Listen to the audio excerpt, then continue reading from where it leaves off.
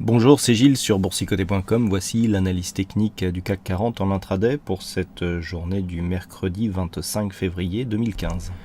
Avec aujourd'hui une séance qui est plus ou moins dans la continuité de ce que nous avions les jours précédents, puisque nous avions défini ici cette zone de trend et nous avons un début de sortie qui est en train de s'opérer. Si on se rapproche, on le voit bien. Donc je vous avais indiqué hier dans la vidéo du soir une surveillance de cette zone. Donc ici 4875, on était sur 4880-70. On est ici sur une phase de cassure, mais qui pour l'instant manque de dynamique pour que l'on puisse conclure ici qu'une sortie de tendance soit vraiment en place. On avait déjà eu une sortie similaire, même s'il avait été beaucoup plus rapide le 20. Mais là voilà, on est en train d'affaiblir, d'autant plus que suite donc à cette inscription de point haut, on avait donc connu une phase de consolidation qui était peu ou prou venu chercher la zone de point haut que nous avions ici à 4837. Suite à cela, on avait un petit peu oscillé, on a défini un nouveau point haut. Par rapport à ce point haut, on revient ici chercher une zone. Alors on avait deux zones possibles, soit la 4888 ici, soit cette zone ici des 4874 points, correspond à cette zone de point haut intermédiaire. Donc on sait bien, on a bien testé cette zone dans la matinée et puis on l'a légèrement enfoncé juste avant que je fasse cette analyse. Donc d'un point de vue, on voit d'un point de vue du fond de la tendance, il y a quand même des petits signaux d'affaiblissement, mais qui sont vraiment très légers. Il faudrait vraiment un enfoncement plus fort pour pouvoir valider un retournement de tendance. Par contre, d'un point de vue très court terme, ce que nous avons ici, c'est depuis l'ouverture de ce matin, des cours qui oscillaient entre bol sub, bol inférieur, qui sont venus ici tester la bol inférieure d'une manière assez dynamique.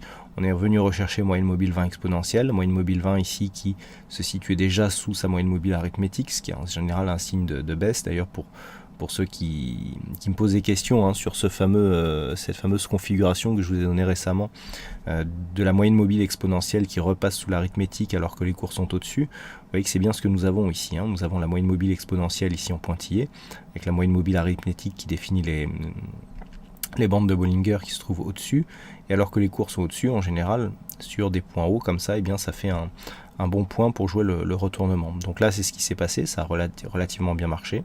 On a ici dans un premier temps une attaque ici, on revient encore une fois sur la moyenne mobile 20 exponentielle, on rattaque ici la bol inférieure et on évolue comme ça entre cette moyenne mobile et cette bol inférieure. Donc on est d'un point de vue court terme ici dans une vraie phase de baisse.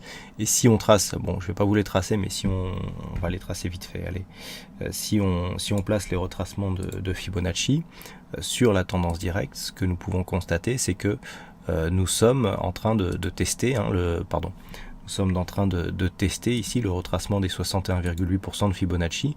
Donc cette zone ici qui, quelque part, est centrale pour le retournement de la tendance, puisque si on vient casser ici à valider la cassure du 61,8, eh bien on jouera en retracement total, et là le signal d'un point de vue moyen terme sera, le signal de retournement sera un peu plus valide. Donc on a ici, on a vraiment quelque chose une zone à surveiller, un affaiblissement ici qui peut se transformer effectivement en début de retournement. Donc on va enlever ce Fibo, voilà. Donc pour la poursuite du mouvement, donc on va surveiller ici cette zone 4870-80. Une rupture de cette zone la validerait un retournement de tendance donc sur par rapport à ce trend ici que nous avions.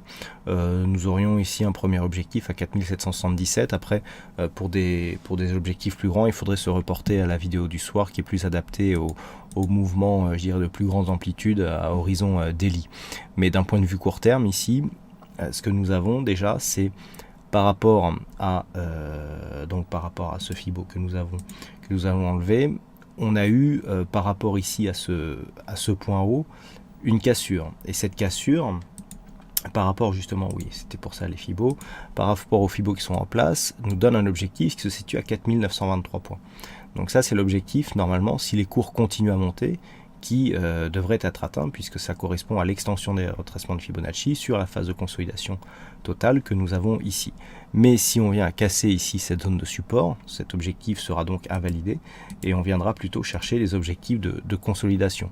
Alors pour jouer les objectifs de consolidation, il faut tout simplement se remettre un petit peu sur la dynamique et retracer le Fibo sur la dynamique telle qu'elle est actuellement, donc en se traçant sur les extrêmes. Et ce que nous pouvons constater, c'est que nous avons un premier retracement ici à 23,6% qui se trouve à 4848 points. Donc ça, c'est en cas de rupture ici de cette zone, et si les cours continuent à descendre, tant que cette zone ici est une zone de points hauts significative à 4900 points, eh bien c'est sur une cassure de cette zone à 4848 points que nous aurions un signal de consolidation dont le premier objectif se situera à 4817 points pour arriver à un retracement à 38,2%. Si les cours continuent ici à monter, et pour peu qu'on n'enfonce pas trop cette zone, eh bien l'objectif sera celui défini par l'extension qui nous donnait un objectif haussier. Donc la zone à surveiller, cette zone, 4870,80. D'un point de vue très court terme, on surveille ici ce test qui est en train de se faire sur la moyenne mobile 20 exponentielle, qui est toujours sous son arithmétique.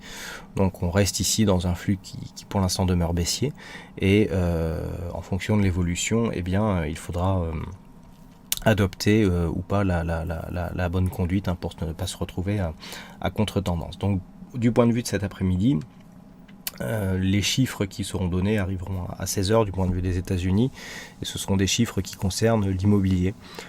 Bon, il faudrait vraiment un gros écart pour ajouter de la volatilité au marché, mais bon, a priori ce sera tout pour cet après-midi, en tout cas en ce qui concerne les chiffres macro ou microéconomiques.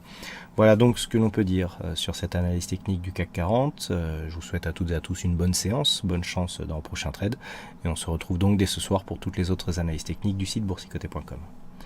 Bonne séance à tous.